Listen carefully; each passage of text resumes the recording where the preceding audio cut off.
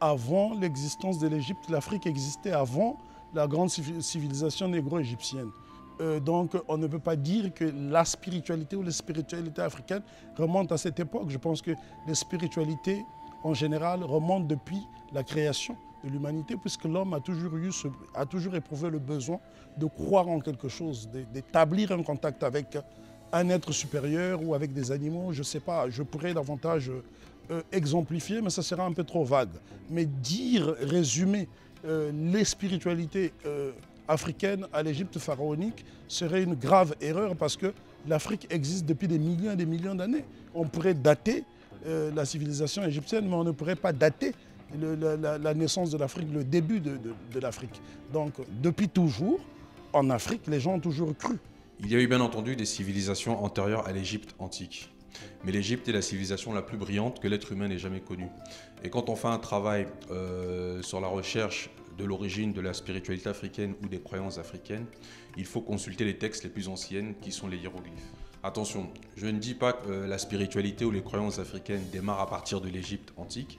Je dis que l'Égypte détient les textes les plus anciens qui nous renseignent sur la croyance en une divinité. Mais en fait, l'Égypte vient de Outkapta, le temple de l'âme de Ptah dans la ville de Men-Nefer.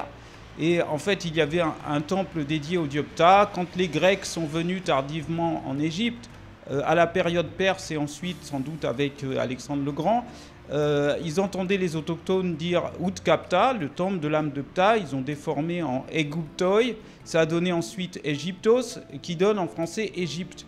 C'est comme si quelqu'un venait près de Notre-Dame à Paris, et puis il entend les gens parler de Notre-Dame, et puis il dit aux Français, vous êtes les Notre-Damiens. Donc, mais non, ce ne sont pas des Notre-Damiens, ce sont des Français. Donc les Kémites de la période pharaonique sont des Kémites.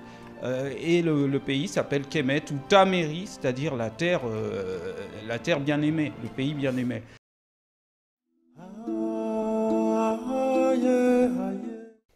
Les hiéroglyphes sont les premiers textes sacrés qui existent au monde à l'heure d'aujourd'hui.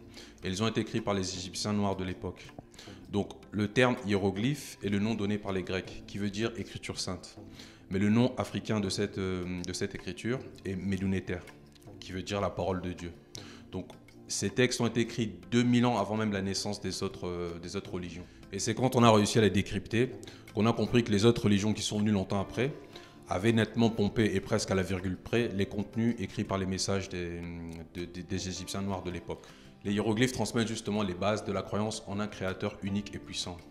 Ils transmettent également les messages de la mat. La mat qui est la notion de l'équité, de l'égalité, de la justice et de la paix. Ils nous renseignent également sur les hymnes et les prières kémites, sur les conceptions funéraires, sur le fait d'honorer les ancêtres, sur la partialité de l'être suprême, sur le côté initiatique et sur la promesse de la vie éternelle réservée aux femmes et aux hommes vertueux, etc., etc. Donc tout ça là existait déjà dans les textes africains.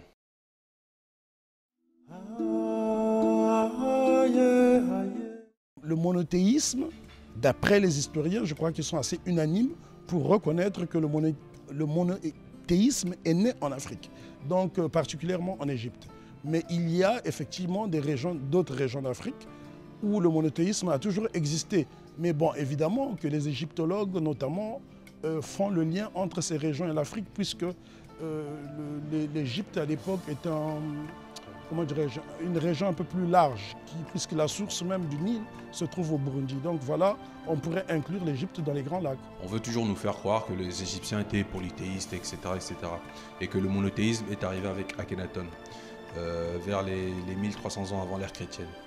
Mais quand l'homme africain a parlé de spiritualité, la première fois, il a parlé en termes monothéistes. C'est-à-dire les premiers écrits qui datent des milliers d'années, même avant la naissance d'Akhenaton, faisaient déjà état de l'existence d'un créateur unique.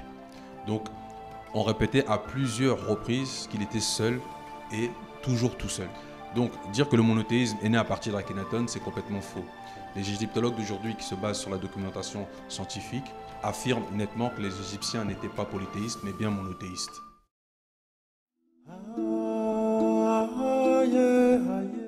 Alors, Dieu, j'évite d'utiliser de plus en plus ce terme de Dieu. Pourquoi ? C'est pas un rejet, ça n'a rien à voir. C'est parce que j'ai du mal vraiment à saisir où je saisis trop bien ce que cela signifie, parce que Dieu, c'est un mot français qui vient de l'indo-européen Deus ou Deivo, qui signifie lumière du jour.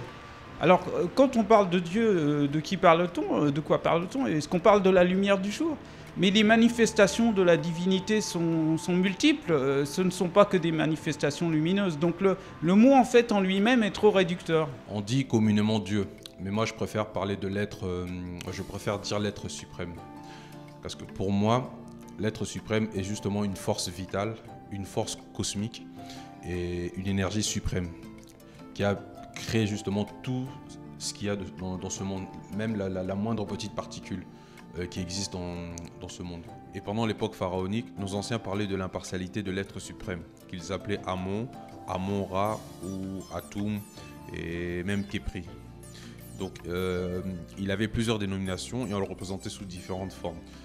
Et c'est peut-être aussi à cause de ça que beaucoup de gens disent que les Égyptiens étaient polythéistes, etc., etc.